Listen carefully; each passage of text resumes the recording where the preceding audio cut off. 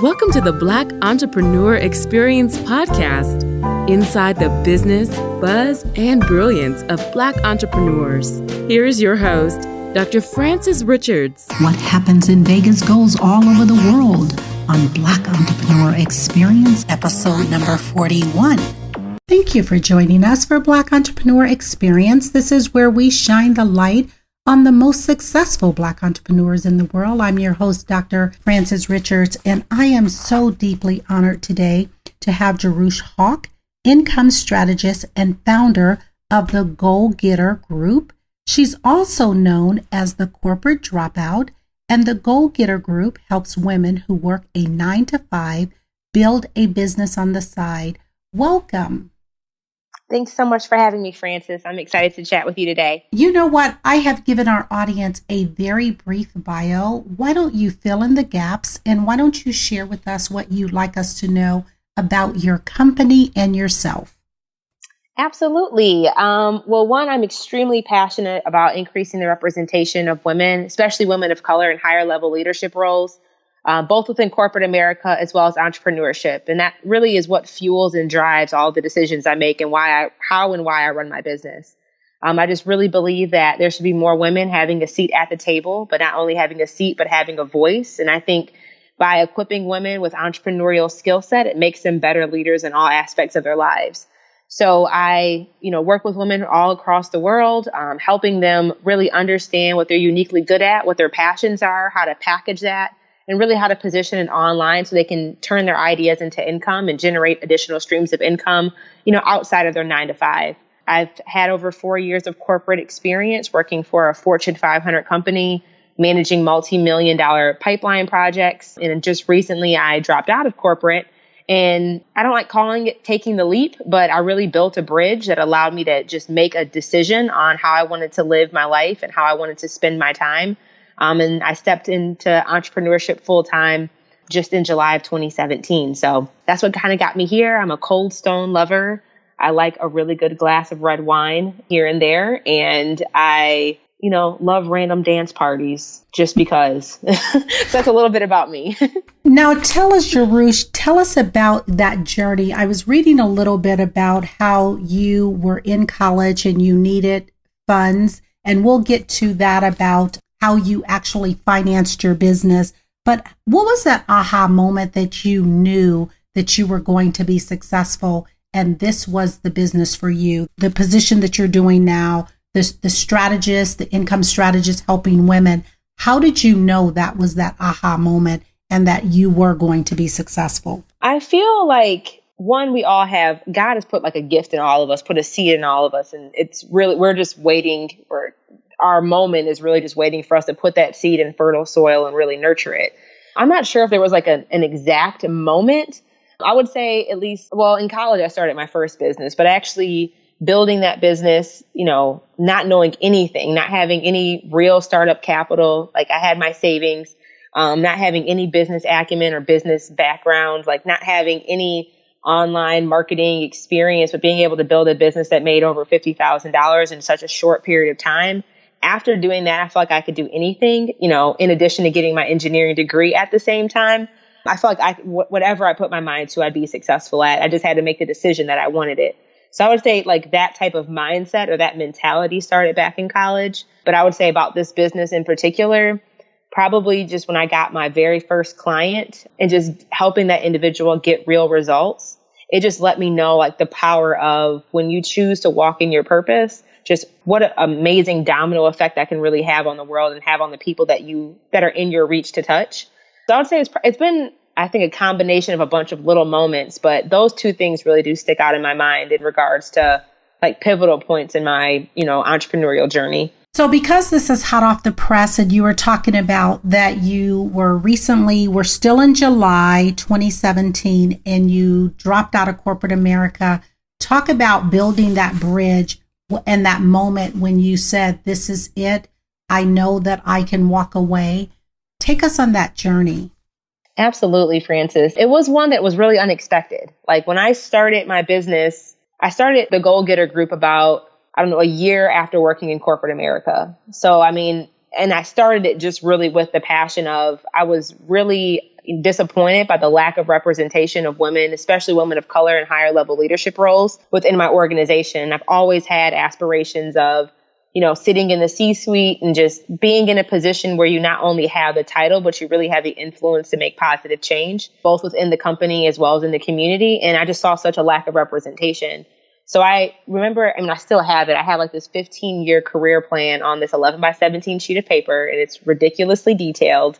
But I realized, okay, this is going to take me 10, 15 years to achieve this goal. What can I start doing right now to start making an impact and helping individuals like live more intentionally, but as well as develop that business and financial acumen?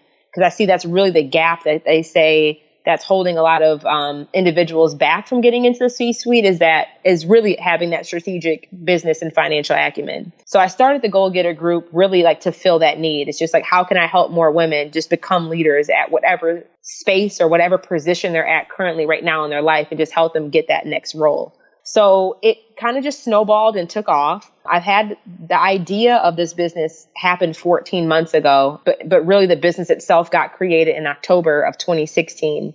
So it hasn't even been a full year yet since I've been like really hardcore in operation under this business. But back in April of 2017, I hit my first like 5-figure month while still working my 9-to-5. And I was just blown away by I'm actually making income, real money off of this idea I had.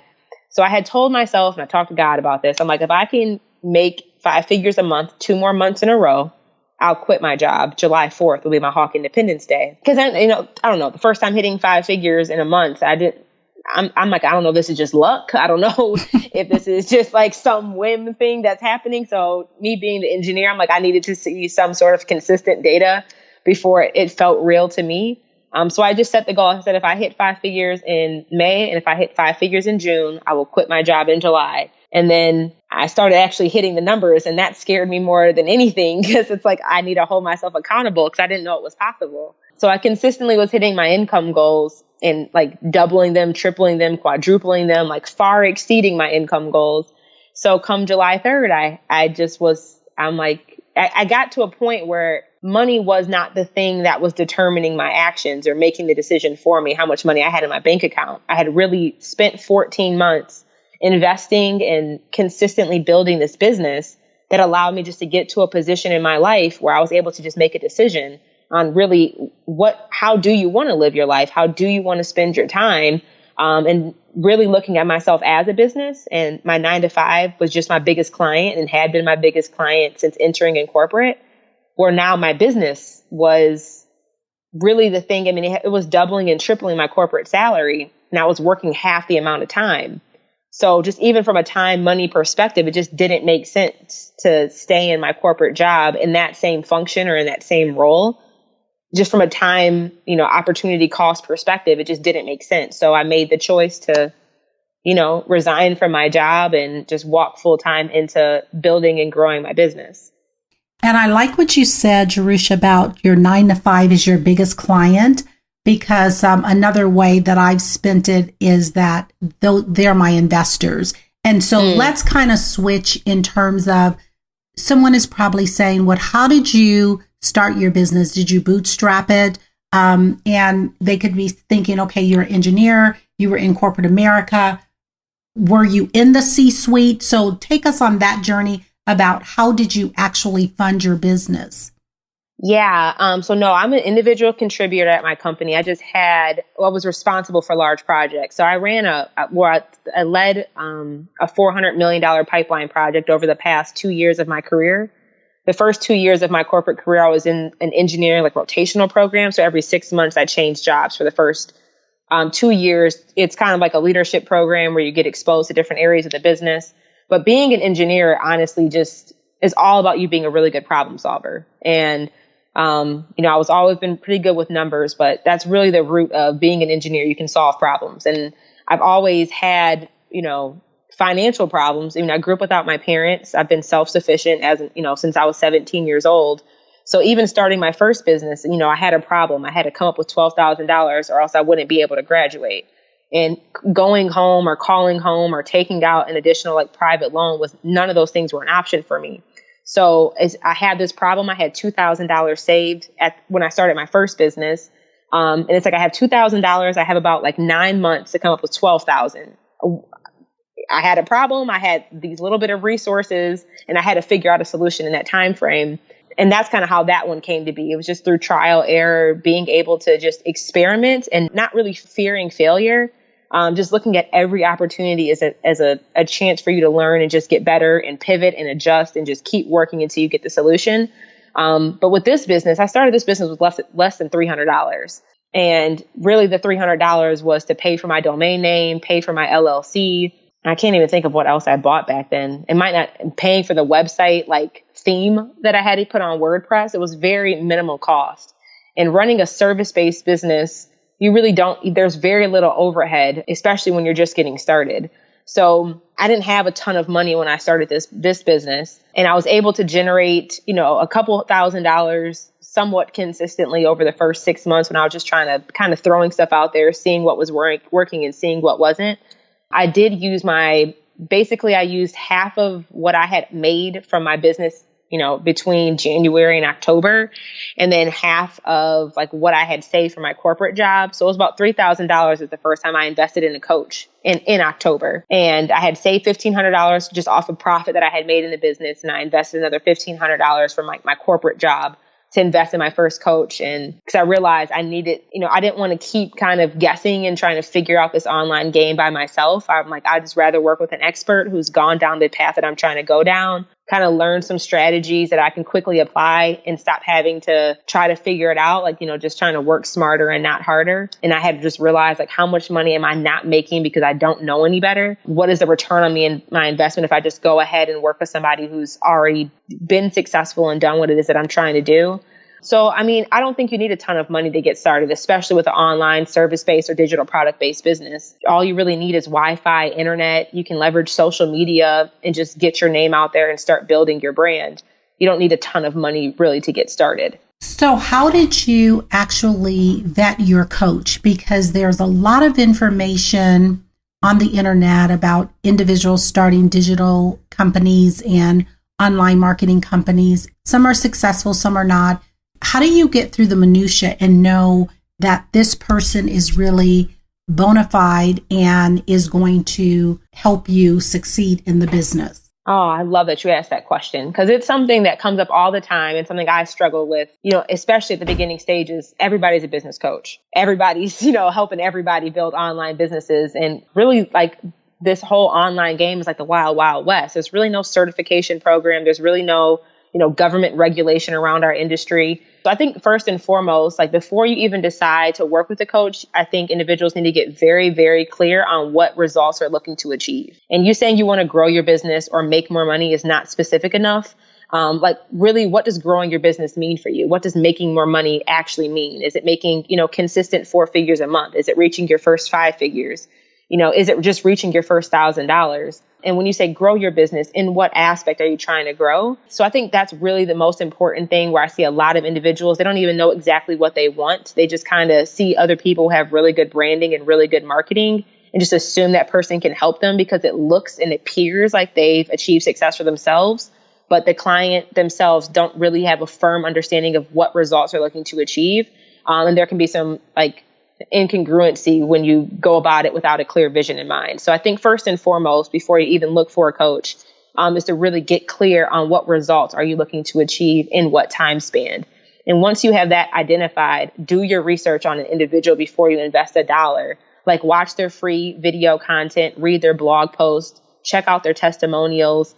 I love to look for receipts. I really value transparency, especially in this online world where there really is no regulation. Mm-hmm. I like to look for coaches or consultants or whoever who will showcase their results, will either put out their income reports or put out, very data-driven results of what their clients have been able to achieve. And I try to identify an individual who has either achieved the success that I'm looking to achieve or they've helped somebody else achieve the success that I'm looking to achieve. And those are like all very like basic parameters that I look for before I invest or hire somebody. So I really do my research. My first business coach, we both actually spoke at the same conference together.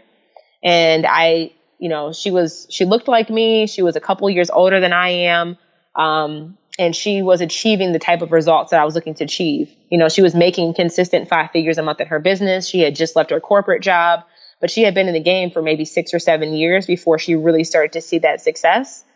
And I identified, I'm like, I don't want to necessarily have to wait 6 or 7 years before I start making consistent 5 figures a month. But if she's doing it now, and I know that I'm seeing her get the results for herself, I jive with her just on an energetic level. I think it's really important for you to find somebody whose values and just whose personality you mesh with, because you're going to be spending probably a significant investment with them and a significant amount of time with them. And if you don't actually like them, probably going to have a problem there. So that was important to me. But she was getting the results I wanted, that I personally wanted to achieve. And she was working in a similar industry in which I was trying to get results and targeting a similar demographic. So it was a win-win-win for me on every level. But I think it's important for somebody to really have a firm understanding of those things and to do their research before they just go invest money and get a real good understanding of the type of support that they need. Some of my clients now, have spent upwards of 5 figures and have not got any results. And they have just even recently, one of them reached out to me. She's like, Jay, I wish I would have met you, 4 years ago, because I've spent over $10,000 in my business and nobody has helped me get the results you've been able to help me get in just such a short period of time. But I think it's really because, she thought that she was going to get a certain level of support or a certain level of depth and information. And, she didn't ask the right questions before she made her investment, nor did she have a clear vision on what it was specifically that she was looking to achieve. So there was just some incongruency there. But those are some things I would highly recommend somebody do before making that initial investment. And Jeruf, you actually definitely clarified it, because it is being in this game, the internet game, it is a lot of smoke and mirrors, and you don't know who's for real and who's not. So someone just taking a picture with someone, a higher caliber does not necessarily mean that they're in relationship with that person or that they're actually at the same level as that person. So, absolutely. Yeah. So how would you define success? Oh, man. Success for me is just living life on your terms. And it's not about and for me, that's what I've really come to realize. Growing up, I always thought success meant having the big house or the foreign car or, having the big, the big green grass yard and the white picket fence. And I've just come to learn that success for everybody is different. But living the successful life or living that success is all about just defining it on your terms and living life on your terms. For me, success at this stage in my life for me is being able to have financial freedom and flexibility. But when I say financial freedom, I just mean that I can make choices not dependent on how much money is in my bank account. If I want to go to Cuba next month, I don't have to freak out about my finances. I know that I have the income to just get up and go do that. Or this past week, I was able to just spend the entire week with my little sister and my little cousin, and they just hung out at my house the entire week. That to me is financial freedom and just financial or time freedom in that sense, where I can really just spend time with the people that I love, doing the things that I love in the way that I really feel is in alignment with my God-given purpose. And every day I wake up, I'm excited to go conquer the day. I'm excited to be fully present. I'm excited to operate in my best, because I know I'm living under, my definition of what success is, not what society has told me that I'm supposed to have, not what my family or my upbringing has, pictured of what success looks like, not what, my friends or family or what anybody else has to say that it is, that it's really just on my own terms. So I think success is unique to everybody and it's different for everybody, but I think it's truly being successful is just living life on your own terms. And how long did it take for that to manifest in your life? Oh, I feel I've always been intentional about it. I'd say probably since I entered corporate. My very first true mentor, the first time that we met, he gave me his life mission statement documented on paper.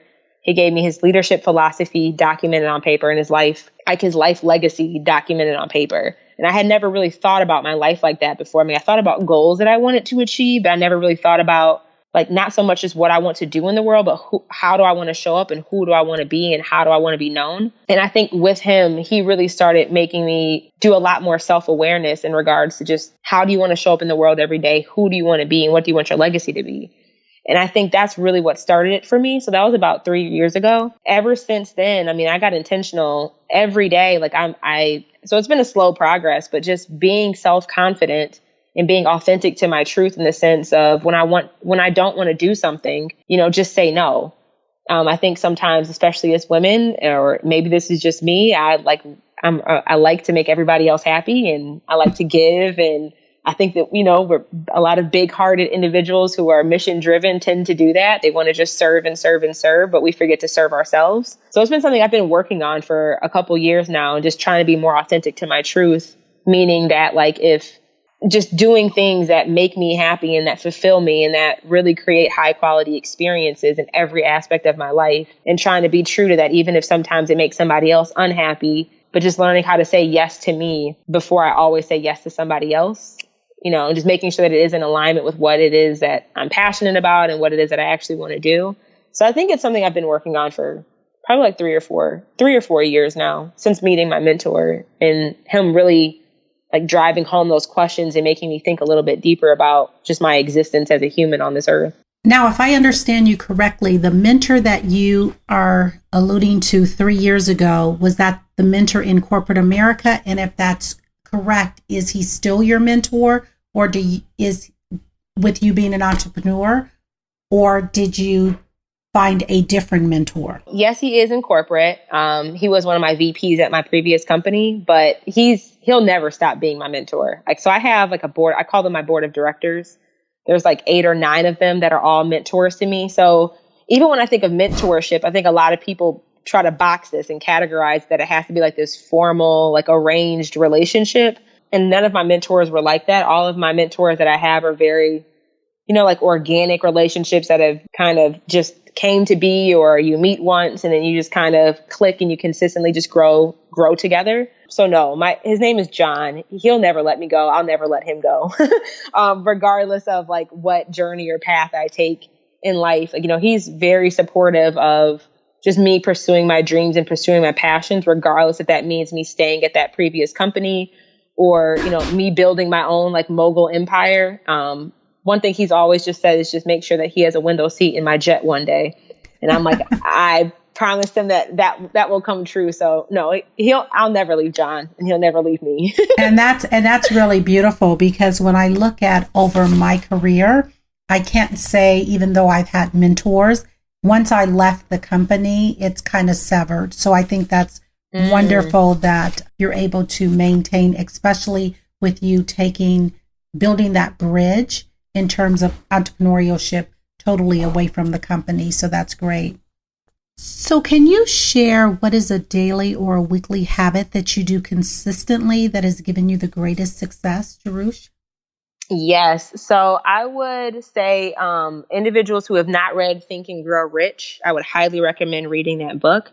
But there are some principles and strategies that Napoleon Hill really displays throughout the book. But one that always has kind of stuck home with me is actually writing down your financial goals every single day. So I have a journal where every day I write down what my financial goal is and what my money goal is. And I'm anal about my income strategy. I mean, that's what I love doing with clients, is creating their profit plan. So I have a 5-year profit plan, a 3-year, a 1 year, and then breaking it down by month. But every day I write out what my biggest income goal right now is how much I want to make by the end of 2018. So every single morning I write down, the goal is to earn what my income goal is now. I'll just share it with you now, Francis.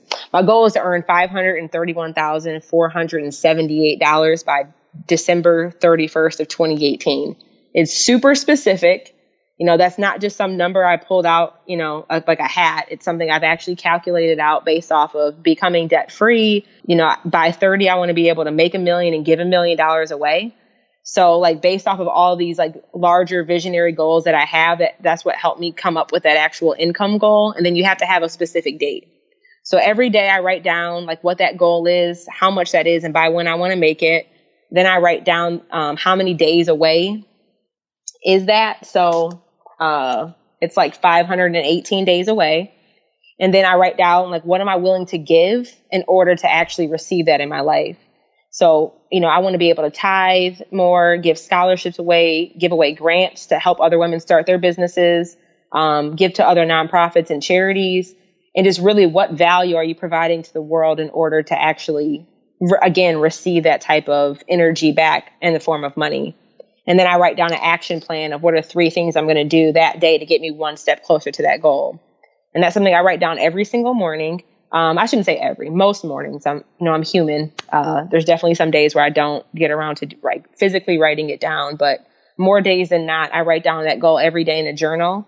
And then on my bathroom mirror, I write out my 3 action items for that day, on my bathroom mirror. And those are just things, I think it's so important to put pen to paper and speak whatever it is that you want to achieve in life, whether it's a financial goal, a personal goal, a corporate, a professional goal.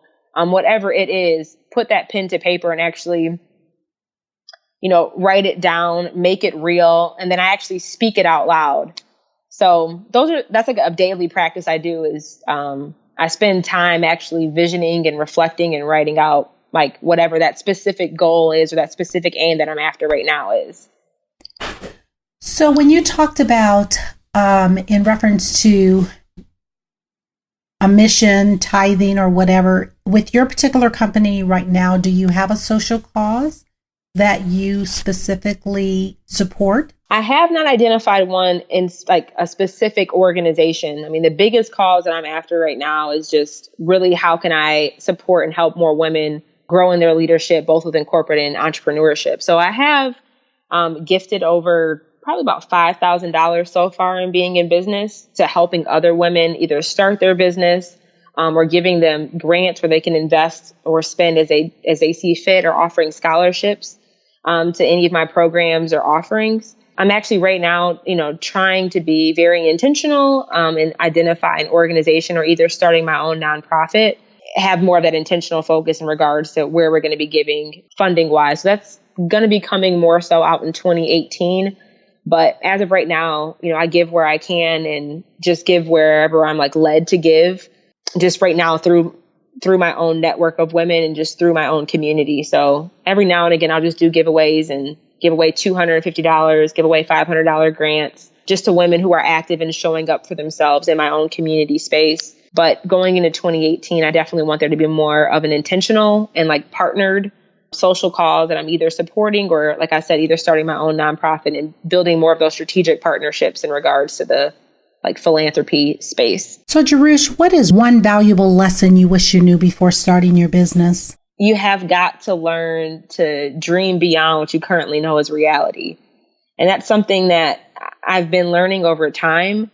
And definitely even being in the position I am in now, that to me is more real than anything. But I wish I would have known that back then, because I wouldn't have been so sheltered or allowed the limiting beliefs of what I had seen in reality or known to be of what quote unquote reality could be.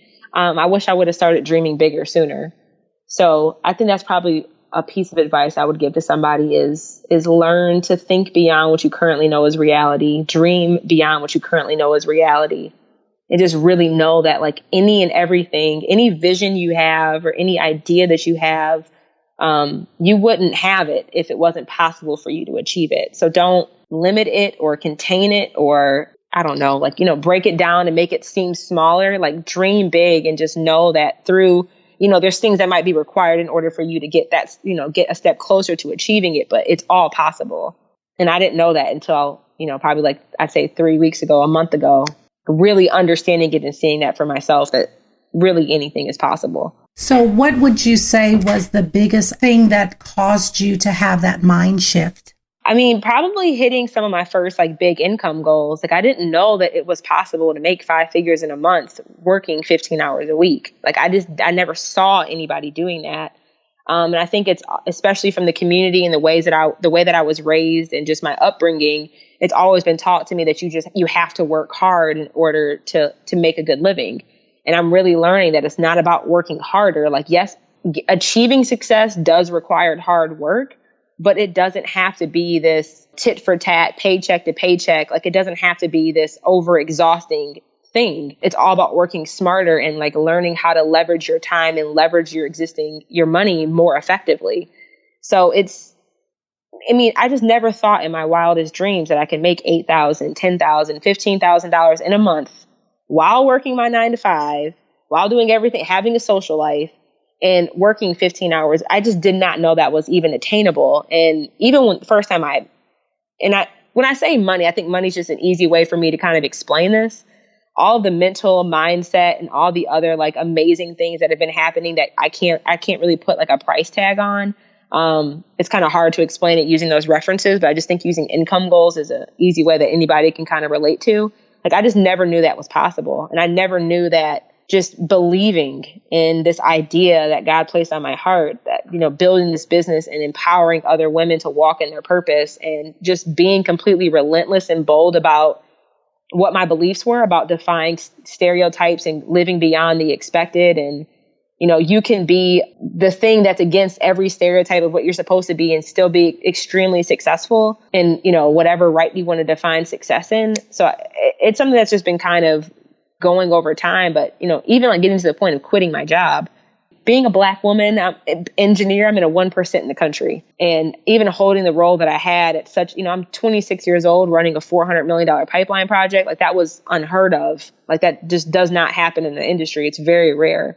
Like, even achieving some of those things, that started chipping away at what reality, quote unquote, can be and what it can look like. But then building this business and being able to see the domino effect it's had on other women's lives and had on their family. And then because they're now walking in their truth, the domino effect it continues to have. I don't know. I don't think it was one moment, but it's just this, I don't know. It's a whole new world. I just feel like so many of us have been living under the constraints or under how society defines how we're supposed to live our lives for so long that we think that's the norm, when in reality, that does not have to be the norm and it shouldn't be the norm. Like, there's so much more out there for us, but we just have to really believe and trust in ourselves that it's possible and actually like make the decision to walk down that path and really go pursue it. So who would you say are your top 2 influencers in your life, and what lessons do they teach you? Oh my goodness. Top 2 influencers. One would definitely be my John. And I know this is like, maybe I shouldn't be saying this, but this is really how I felt. I mean, him being a white man who is, double my age, investing in me the way that he did, broke down so many like cultural, racial barriers. And I think mindset that I didn't even know that I had until actually developing a real relationship with him.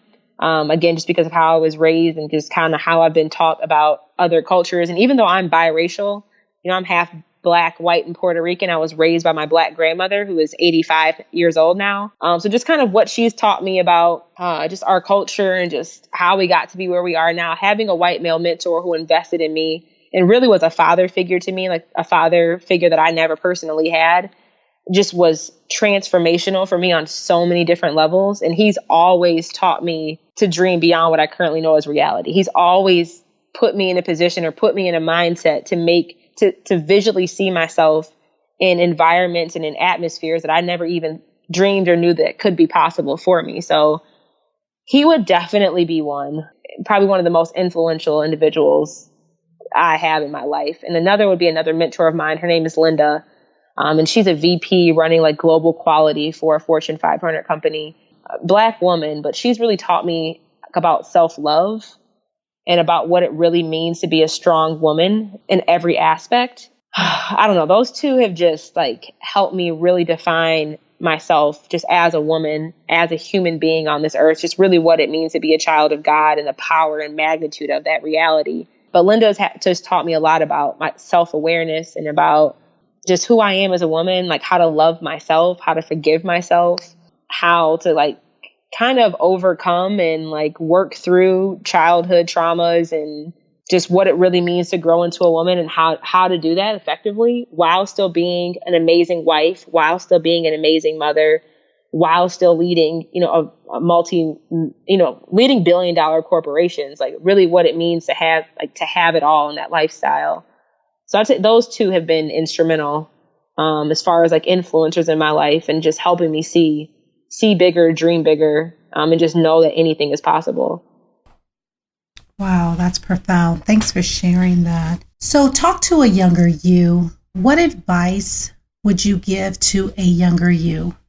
kind of outside of the points I've touched on, probably the younger me would just tell me like get comfortable spending time learning who you are. I think for so long, growing up without my parents, having mommy issues and daddy issues, I've always had this void that I've always been trying to fill, like feeling worthy enough, feeling that I was able to be loved. And I've always was searching to fill those voids with other things or with other men or just by things that really never could fill it. Like, I wish I would have just spent more time, or would tell my younger self, just learn to love who you are in every essence of who you are. Like, being single and experiencing that journey of singleness is so important, just so you can spend time understanding who you are, what you value, what you like, what you don't like, and just learning to love yourself. I don't think I really got super intentional on learning to love who Jereshia Hawk was until I was in my 20s, which I'm still in my 20s, but probably I was 21, 22 when I really got intentional on developing a real relationship with me. I was so focused on trying to build these relationships and fill this void that I realized that spending time with God and just learning who I was is really the thing that kind of healed me and allowed me to just become a better me of who I was. So I would tell a younger me, or just a younger woman, period, just learn to love you and learn how to operate and walk in your own truth authentically and confidently, and just with complete boldness and and fully who you are as a woman.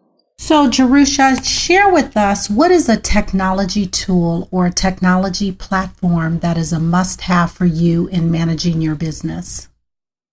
I would say, having Wi-Fi is imperative. I love MacBook. I'm a Mac lover. But I think probably a tangible tool that I think anybody in the service-based business that could really benefit off of is Acuity Scheduling. Acuity Scheduling, I paid $10 a month for this tool, but really that's how I got started with my business, in my service-based business. At the time, I had my website. I had a WordPress website. I had my domain name. I had my Gmail account. And Acuity Scheduling is what allowed me to start accepting my first set of payments, and allowed me to kind of automate a lot of the beginning processes in my business, allowing somebody to kind of fill out an intake questionnaire form, get them scheduled on my calendar, send out automatic email reminders. And it was Acuity is my virtual assistant that's only $10 a month. It keeps me organized. It allows my clients to really onboard a client and get a client set up in regards to payment up until the point where it's actually start working for you, pretty much all automated. And while you're building a business, while working a 9-to-5, that's really the thing that has allowed me to be successful and grow my business at the pace that I have been, is because I really leverage my time effectively by automating a lot of my business. So I'm not doing a lot of manual tasks, or I'm not being busy, but more so being super productive and making sure that my actions are focused on money generating activities and building relationships, and not a lot of the manual administrative back end stuff or operational items that you have to have running a business. But there's tools out there that can really make that process a lot simpler for you, and just really streamline a lot of your processes. So I would say Acuity was huge for me and still is, and it's at such a low cost to kind of help operate and run my business. So let's switch gears here. Let's talk about risk and failures. What is the worst moment in business, and what was your takeaway? So one, I do not believe in failures. I really think that if something just doesn't go as planned or doesn't go right, it's just a learning opportunity for you. So that's really how I look at it. But I'd say probably the worst experience, or the most devastating, was in the beginning. It was in, when was it? March, April, May, June, July. It was around August timeframe of 2016. So when I first got started, I was hosting these small group coaching programs, 6 women, and it was really all about goal setting and intentionality. So back then I wasn't even focused on business development, but just helping people live more intentionally, understand how to set goals and be effective. So I had done 2 cycles of the program, and I tried to launch my 3rd one. And when I tried to launch the 3rd program, I tried to triple the price, because I knew I was way underpricing my services, but nobody signed up. And it was extremely devastating. I remember calling my best friend, girl, I don't know what I'm doing. I don't know if I should keep doing this. Nobody signed up for my program.